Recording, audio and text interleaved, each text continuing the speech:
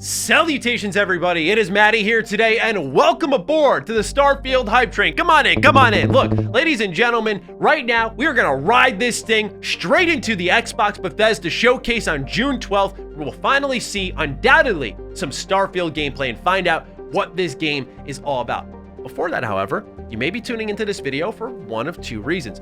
One, you're thinking to yourself, hey, I'm new to Starfield. What's the buzz? What's going on? What's this game all about? What should I expect? I got you covered. Or if you're a great little Mr. Matty viewer, you've been watching all of my Starfield content, you're like, this guy's awesome. I'm just here to support and catch up, refresh. I got you covered as well. Thank you all for your support. And with that, ladies and gentlemen, just know this video is designed to be rooted in fact. So the idea here is not to go off the beaten path like we do sometimes and speculate based off things we've seen in trailers. I will make note of certain things that I think are important for speculation purposes, but otherwise this is a video fully rooted in fact based off things that have been confirmed directly by Bethesda, so people know exactly what to expect when they get their hands on this game. So with that, if you're new here and you're looking for Starfield content, I'm warning y'all now. I'm gonna warn y'all for multiple days ahead of the showcase. I am going to explode into your sub feeds after the Xbox Bethesda gameplay showcase, because we're gonna have Starfield, Xbox stuff to talk about, and without a shadow of a doubt, more surprises packed in there. So it's gonna be a lot of content. I'm planning on going really hard this year, so prepare yourselves. And if that sounds good to you and you're looking for more Starfield stuff, consider subscribing. I've wasted enough of your time. Let's get into it, starting off with the bare bones. I just wanna lay the groundwork here and we'll get into the nitty gritty on mechanics, features, all that stuff, with simple things like this. Look, a lot of people have convinced themselves that Starfield will come to other consoles eventually. By other consoles, I mean PlayStation. They think it's a timed exclusive, even though Xbox bought Bethesda. That's not the case. They are keeping this game exclusive to Xbox consoles. Aaron Greenberg has confirmed as much. Pete Hines has confirmed as much. They try to say it in every other way possible without trying to step on PlayStation fans' throats. But the reality is, this game will only be available on Xbox, PC, as well as Game Pass. So if you're watching this, you're a PlayStation fan, get Game Pass. That's the cheapest way to access this game when it's out, if what you see interests you. Keeping with the simple groundwork here, the release date. So originally this game was supposed to come out November 11th, 2022. In fact, Todd Howard said in an interview with IGN that this was a date written in ink, really full on confirming like it's gonna happen. It didn't. It got delayed to the first half of 2023. And at the moment of recording this video, that is the release window. That's not to say that this game couldn't get another delay. It's possible that it was in a lot of trouble and it may need more time, because Starfield is a moment they can't miss. Why isn't that? Well, let's get into our next little tidbit. Creation Engine 2. This is a significant prove-it moment for Bethesda for a number of reasons. First and foremost, even though they have made a lineage of generation-defining video games like Morrowind, Fallout 3, Oblivion, Skyrim, people got short memories and they don't care. That's the sad reality of it all. I still care, but a lot of people don't.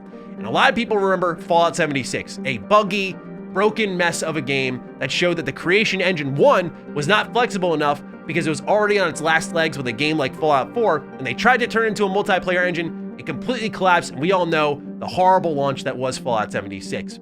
Now, with Creation Engine 2, this is the first game here, Starfield, that is being built with this engine. And much like the first Creation Engine, it's a moment where you go, okay, once we lay eyes on Starfield, this engine will evolve, it'll take steps forward, but it'll be a good, strong look at what to expect for the next couple of games from Bethesda Game Studios.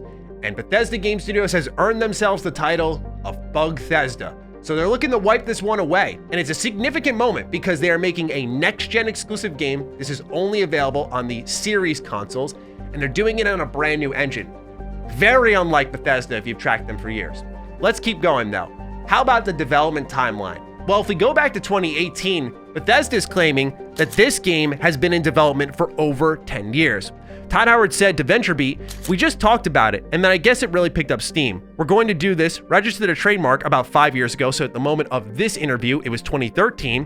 Then we would talk about it from time to time during that period. What are we going to do? And we started work right after Fallout 4 was finished. Now, of course, we know Fallout 76 was much closer to being done in the pipeline. That makes sense because that game was practically an asset flip in a ton of different ways, so it was going to be done a bit quicker. But Starfield has been tinkered on for a long while. If you really want to talk about active game development and working on things here, since 2015. So it stands to reason why people were expecting it to hit 2022. but it's an ambitious game doing a lot of different things apparently. Some of those features we do know about and we'll talk about.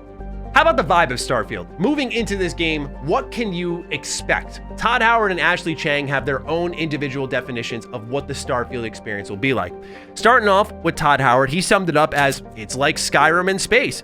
While Ashley Chang said, for me, Starfield is the Han Solo simulator. Get in a ship, explore the galaxy, do fun stuff. So to me, that sounds pretty great, but it sounds like it's gonna be a much more open-ended experience. When you're in space, you're getting in your ship, you're flying from planet to planet, location to location. It's going to change the Bethesda Game Studios style exploration formula, which was typically very horizontal, right? You were always on the ground, moving on your feet in Fallout and Elder Scrolls. Now you're going to be going up into the sky, into space, flying to all these different areas. At least that's what we can hope for. Moving into mod support, another key component of the groundwork for Bethesda Game Studios. Todd Howard confirmed on a Reddit AMA the following: our plan is to have full mod support like our previous games. Our modding community has been with us for 20 years. We love what they do and hope to see them make a career out of it. This is important because these are the legs for Bethesda Game Studios games. There's a reason why they're some of the most played single-player games ever, and it's because of the phenomenal modding community. That's not to shortchange Bethesda Game Studios' efforts. They give them the tools to mess with all this stuff, but of course, they give this game legs. The fact that we're still talking about Fallout New Vegas mods and they are relevant to many communities is because the modding scenes there are bigger than many others out in gaming. So that is why it's really important Starfield is getting mod support. Moving forward, we're going to take a step more into the playable state of Starfield. Dating back to November of last year, Todd Howard has confirmed with IGN that Starfield is playable from start to finish. The exact quote is, "It is in a phase where we can play it in its entirety, but there's still a lot to do. It's a very, very ambitious game, and we're not going to take our foot off the gas here." Now, if you're like me and you're a hardcore Bethesda Game Studios fan, you've been a little disappointed with their last two releases. I love Fallout 4, but it's not the most hardcore role-playing game, and I still think it's a good Fallout game, and the Fallout New Vegas speaks for itself, let's be honest with ourselves. So, with that, you'll be pleased to know that Todd Howard confirmed with The Telegraph upon the reveal in an in-engine trailer of Starfield the following about its role-playing elements. Quote, "It's a bit more hardcore of a role-playing game than we've done. It's got some really great character systems, choosing your background, things like that. We're going to get back to some things that we used to do in games long ago that we felt have really let players express the character they want to be," end quote. He also confirmed this, quote, "But I will say this, it is a first-person and third-person game like our other ones. We like that style of gameplay. First person for us is still the prime way of playing, so you can see the world and touch all those things. There are also aliens in the game, but in exactly what fashion does remain to be seen." So, let's start off with the role-playing elements. Going back to something like Morrowind where you could customize your class, customize your whole entire background, and even in Oblivion, you could check off different skills and create custom classes. It already, right off the rip, gave these games infinite gameplay replayability. And I think a lot of the future BGS games, while they went off the rails with amazing exploration, dropped a lot of those hardcore role-playing roots. Especially Morrowind. That is one of the most hardcore games out there, in my opinion. It was AAA for its time. I know it doesn't look AAA currently, but it was AAA for its time, and it was really trying its best to make it as immersive of an experience. Like you were reading through your journal, trying to find where things were, no quest markers. People really like that pure experience. Now, I don't know if they're gonna go that gung-ho, but I think after seeing the industry gravitate towards games like The Witcher 3, for example, a much more hardcore AAA role-playing game, Elden Ring for a more recent example, the industry in Bethesda Game Studios' eyes, while they have been ready, to their point of view, they are now ready for a more hardcore type of video game. So hopefully, based off the character systems and whatnot, we're gonna get sort of Bethesda Game Studios Mass Effect. Otherwise, the first-person, third-person stuff is self-explanatory. If you've played one BGS game, you've probably played Starfield in the sense of how the camera and player movement will control. Now, this is one moment where I will speculate a little bit because it does tailor into the gameplay. When you look at the Starfield reveal trailer, you'll see that there are some controls here that indicate things like rockets, lock-ons, propulsion, so on and so forth, indicating that you may be able to get in your ship and get into some space combat. This would be a big differentiating factor for Starfield compared to previous Bethesda Game Studios games, And it would sort of feel like a strange omission if you could get into your ship and only explore and there was no space combat. But we'll see what that's all like. Moving into more confirmed territories, just like other Bethesda Game Studios games, you're going to have a companion with you. In fact, we know one of those companions. Meet Vasco. This is your bot buddy. That's all we really know about Vasco, but Vasco's adorable. I love this man. I will give up everything for them. How about deeper cut lore? Yes, we actually do have a decent amount of information on the lore for Starfield. Of course, again, if you dig into the trailers, which I have personally done, we can assume a number of things for the game's storyline, but none of that has yet to be confirmed. So on the confirmed level of stuff we do know, digging into the Starfield video documentaries, we learned a bit about what's going on for Starfield's actual factions, where they have things like the United Colonies, the Freestar Collective, Ryujin Industries, the Crimson Fleet, House Varun, and some of these will be bigger factions than others. Starting off with New Atlantis, which is the capital city of the United Colonies, this is a city that's regarded as a true melting pot, and its residents come from every race, creed, and ethnicity, says Emil Pagliarulo. In a lot of ways, New Atlantis is a true reflection of the future of our world. Meanwhile, Neon is a pleasure city. This was originally a giant fishing platform on a rather nondescript aquatic world. They wanted to catch fish until the fish were discovered to have psychotropic properties, and then they could use those properties to make a drug called Aurora, which is legal only in Neon, and people come from all over to experience it. Meanwhile, Aquila City is the home to the Freestar Collective, which is referred to as the space western fantasy, where people out there are on the frontier. So a much different vibe across all of these various factions there.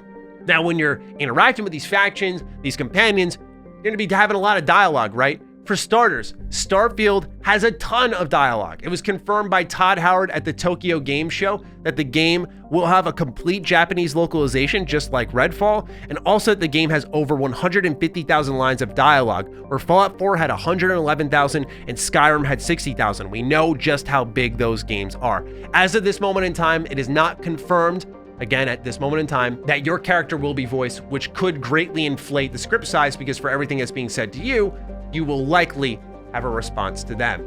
That has yet to be seen, but our fingers are crossed after the Fallout 4 experiment that we get a, as they said earlier, more hardcore role-playing experience that lets you put your feet in the shoes of your characters and you get to speak as them rather than having a voice attached to every character in the game. It also looks like this game will have a persuasion system similar to Elder Scrolls 4 Oblivion. For those who don't remember, Oblivion had this weird, janky persuasion minigame where you would be able to kind of gauge people's emotions and their facial expressions would constantly change. It was hilarious to look at, but it was a neat idea for its time. Now, they've claimed that this wasn't a system that they looked at and then said, oh, let's try to do that better, but rather, this is what Will Shen and Todd Howard had to say about this new persuasion minigame.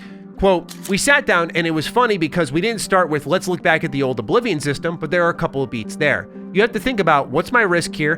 Which one do I want to choose? We didn't want it to be a system where there was definitely the right thing to say.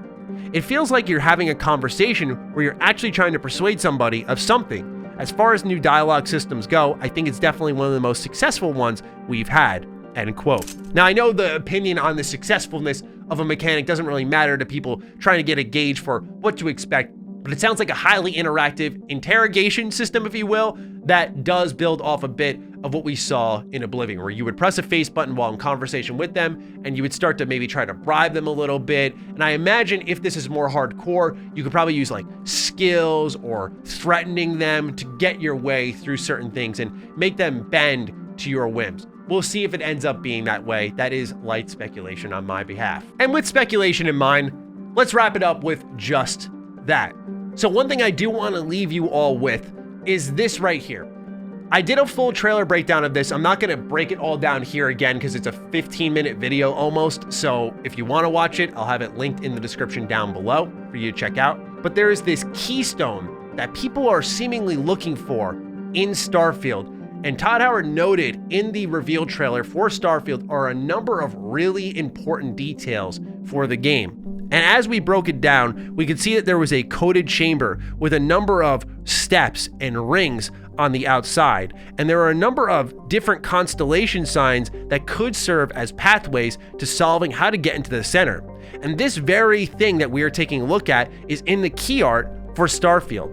So there is something here worth observing, worth keeping an eye out for when you do lay your eyes on the Starfield gameplay. Otherwise though, everything here has been rooted in fact and confirmed by Bethesda themselves. So I hope you found this a worthwhile catch-up video. And again, if you're looking for more Starfield information, we will have much more to go over in the coming weeks as we approach the Xbox Bethesda showcase, and certainly after the fact, reactions, breakdowns, discussions, it's all gonna be here. And it's gonna be like the good old days again. It's been since really 2015 that we had a single player Bethesda Game Studios game that we were all collectively interested in, wanted to see more on, and now we can put it all together and dissect it as a community.